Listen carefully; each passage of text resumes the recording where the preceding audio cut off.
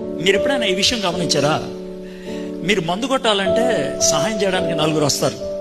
Cigarette తాగాలంటే కనుక ఏ cigarette బాగుంటుందో idea ఇచ్చేవాళ్ళు చాలా మంది ఉంటారు.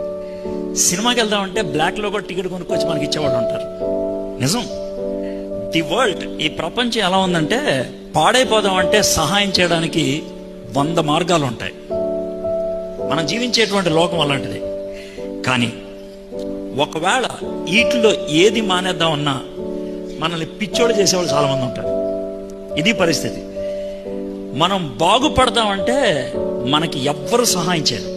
పైగా బాగుపడదామని ప్రయత్నం చేస్తే వచ్చేటువంటి అడ్డులు ఎంత భయంకరం ఉంటాయంటే, ఒక పర్టికులర్ మూమెంట్లో ఎలాంటి క్వశ్చన్ వస్తుందంటే, దేవా అసలు నువ్వు ఉంటే ఈ అడ్లు ఎందుకు వచ్చినాయి, నాకు నువ్వు ఉంటే నాకెందుకు ఇన్ని కష్టాలు వచ్చాయి. ఇది general philosophy.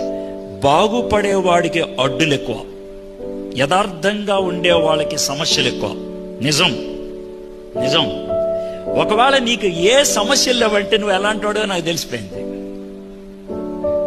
As simple as that.